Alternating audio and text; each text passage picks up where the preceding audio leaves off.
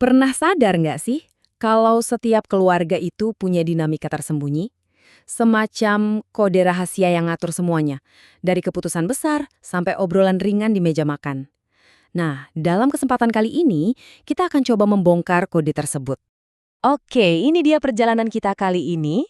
Kita akan mulai dari sebuah masalah yang umum banget di keluarga, terus kita diagnosis akar masalahnya, yaitu soal kekuasaan dan komunikasi.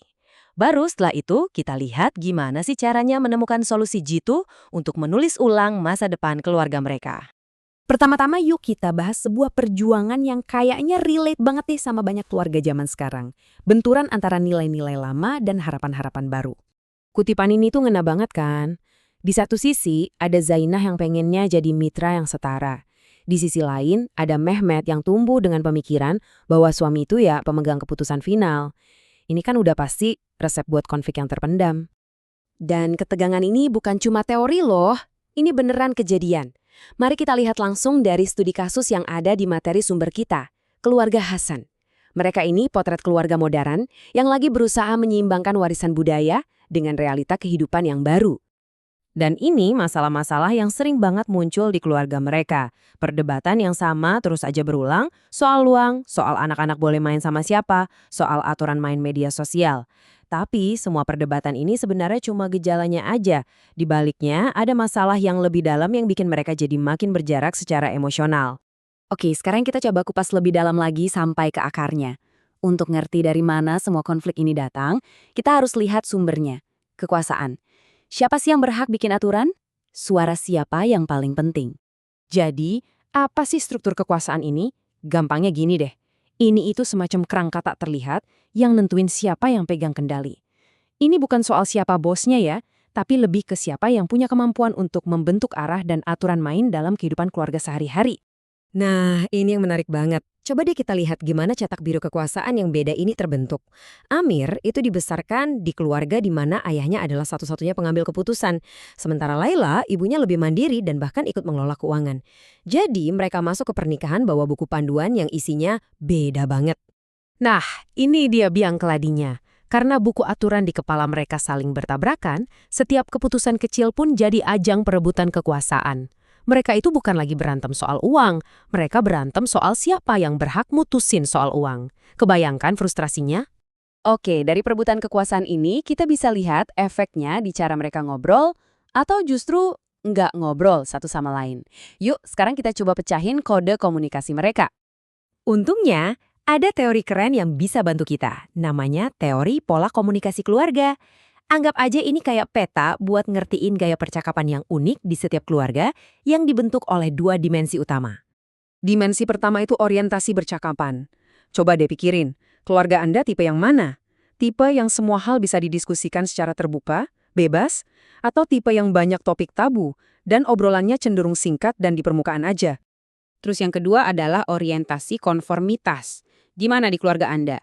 Apakah ada tekanan kuat bahwa semua orang harus punya pikiran dan keyakinan yang sama? Atau justru beda pendapat itu nggak apa-apa, malah dianggap sehat?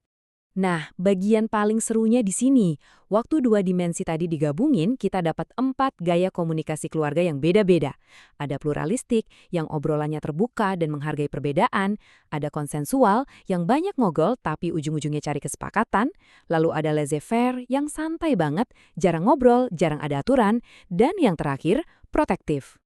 Nah, keluarga Hasan ini, setelah dianalisis dari materi sumber, ternyata masuk ke tipe protektif.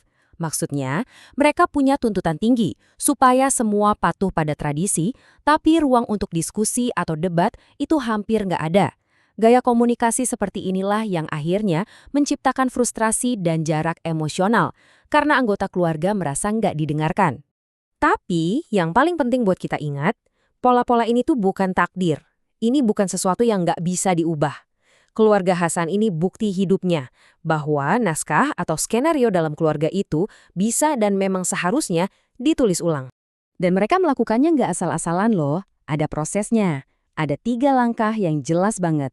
Mereka secara sadar menegosiasikan ulang soal kekuasaan, mengubah cara mereka berkomunikasi, dan yang paling penting, membingkai ulang nilai-nilai inti yang mereka pegang. Salah satu senjata paling ampuh yang mereka pakai itu adalah dengan melihat kembali nilai-nilai budaya dan agama mereka. Mereka mengubah cara pandang mereka tentang prinsip syura atau musyawarah, bukan lagi soal hierarki atasan bawahan. Tapi mereka mulai melihatnya sebagai panggilan untuk jadi mitra sejati dalam mengambil keputusan. Dan lihat hasilnya, dengan naskah baru mereka, perencanaan keuangan jadi proyek bersama. Rapat keluarga rutin bikin semua orang punya suara. Konflik bukan lagi jadi ajang perang, tapi jadi cara buat cari solusi bareng. Dan yang paling indah, keintiman dan rasa hormat yang dulu hilang, sekarang balik lagi. Jadi, pelajaran utamanya apa nih buat kita? Kekuatan terbesar keluarga Hasan itu datang waktu mereka berani ngebongkar aturan-aturan tak tertulis ini. Asumsi-asumsi tersembunyi soal kekuasaan dan komunikasi, dan membuatnya jadi kelihatan. Begitu aturannya terlihat, aturan itu nggak lagi mengendalikan mereka. Justru mereka yang pegang kendali. Pada akhirnya, ini semua kembali ke kita masing-masing. Setiap keluarga termasuk keluarga Anda pasti beroperasi dengan sebuah buku aturan tak tertulis. Jadi pertanyaannya adalah, apa isi buku aturan Anda? Apakah aturan itu masih membawa kebaikan untuk keluarga Anda? Dan kalau tidak, mungkinkah sekarang saat yang tepat untuk mengambil pena dan mulai menulis babak yang baru?